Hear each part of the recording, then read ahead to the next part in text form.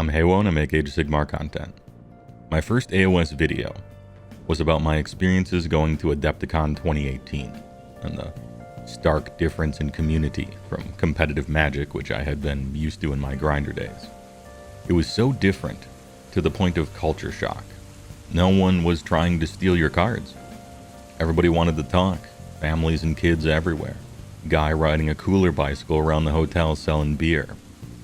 Tournament structure that had not a care in the world for determining a proper winner.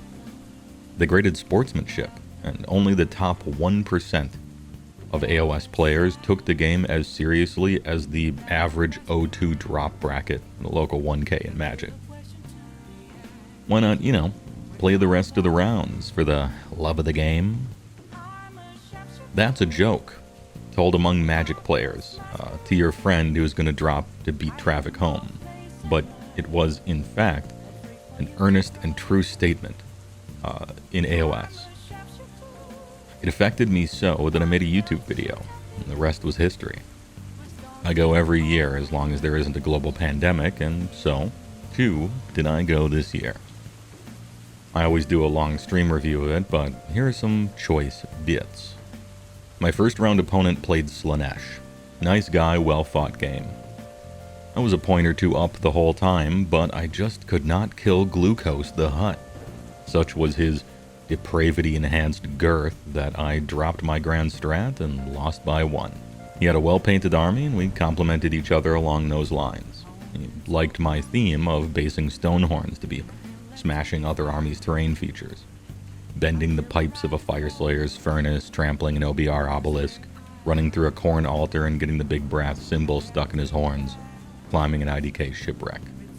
He was apparently so taken by this that he offered his freehand-filled Fane of Slaanesh terrain feature for my next conversion job. Please, no, I appreciate it. But I can't ask for or accept such a thing, I said. I'll buy one later. I feel weird about accepting stuff as just some content creator guy. He was hard to talk down, but eventually relented. At the end of the last round of the tournament, he found me finishing up my last game. "You don't understand," he said, breaking the entire mirror part off of the base. "I have sold this army and bought it again 3 times. "What? Why?" I asked. "From rules changes or?" "No," he interrupts. "I love this army. I love Slaanesh. Every edition, I sell everything and buy it back again, repainting it better and better each time. This will be this one's last event, and I will do it again for 4th edition." Unfathomably based. The Sisyphean masochism of selling, rebuying, and repainting the same project in an endless pursuit of perfection. Could there be a more perfect god for this man than Slaanesh? He hands me the mirror, and I take it. This is it. How could I refuse?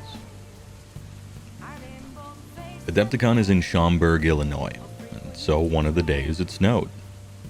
I was taking a shortcut across the convention center outside section when I noticed a lady cowering under the overhang outside the main double doors, a dark windbreaker shakily held above her head.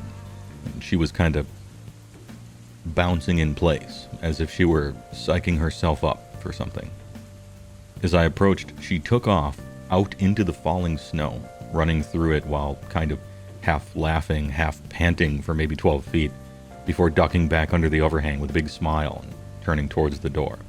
She saw me. "I've never seen snow," she said, before going back inside.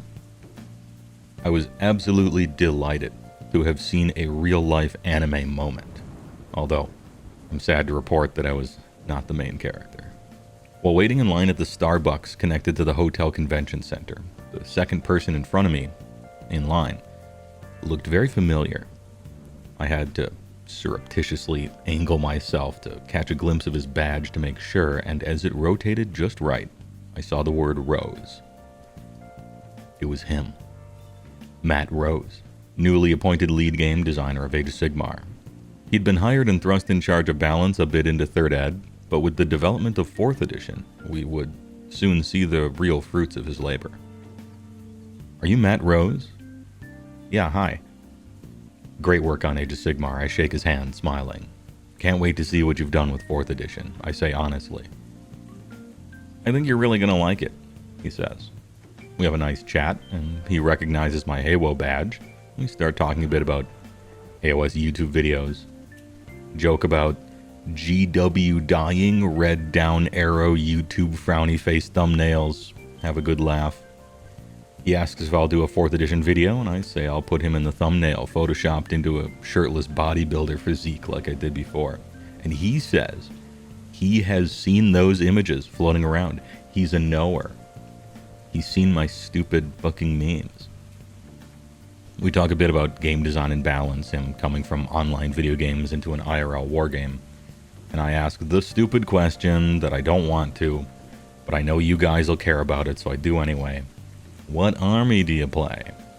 He mentioned LRL in that one Battle Scroll interview. He lists off, at that point, the better part of a dozen, saying he has to basically play everything the right rules and balance them, which was actually very nice to hear. But, he says, my main army is, and always has been, Flesh Eater Courts. Oh, I say, feeling spaghetti beginning to fill my pockets. How do you like oosh? What? You know, big oosh. What? Usharan. Oh, he says, making sure to pause long enough to let me know that he is a real person in real life and doesn't live on the internet, which is a very good thing. This was kind of a test at my own expense, if I'm going to be honest. It makes for a funny story, but learning your lead game designer is not some Twitter memer is, in fact, a very good thing. He then gives me a practiced feeling, but no less true. I think we're happy with Usharan's position in FEC. He feels central during play, viable in lists, but not mandatory, which is our goal for centerpieces. This was nice to hear, such a good design philosophy, something I'm becoming more and more used to saying as it pertains to Matt Rose. Now, one might immediately have Marathi come to mind as a counterexample here, but first of all, with the latitude allowed them on seasonal rules, that being basically just points, maybe a BT here or there, you can't fix something structural like that until Battle Tomes anyway. And 2, I generally care less if a target happens to be missed. I care that you're aiming for the right place, and they are. They'll iterate and tinker away if something is off the mark, totally fine, but if they're driving in the wrong direction, then there's no hope. Anyway, so there's hope. Everything I've seen from 4th edition is getting me all hyped up, I gotta be honest with you. At this moment, Vince walks up and the conversation shifts to painting, which I have basically nothing to add to. I'm a third-rate painter at best. But I still like my army. On that philosophical note, I ended the tournament with a losing record, but I still had fun. Lost a game by 1, lost a game from losing 2 prior rolls in a row where I would have cleanly won from just one of them, lost to a mistake. Public service announcement. It's fine. I've been shot to shit, hero sniped, lost in deployment, basically tabled at the top of turn 1, lost to a double, been outplayed. I've gone 5-0 and I've gone 0-5. It's okay. I take it as a sign of maturity, not to be a bitch baby when things don't go your way in plastic toy men games. Grow up. I've been asked how I managed not to jump from army to army all the time and just happily stick with my Beastclaw Raiders for 7 years. I don't know, man. I like the models, I like the lore, I like the playstyle. Sometimes they're strong, sometimes they're weak. Usually they're lower middle of the pack. Get yourself an army you can lose with and still enjoy. Matter of fact, get yourself a game you can lose with, still enjoy.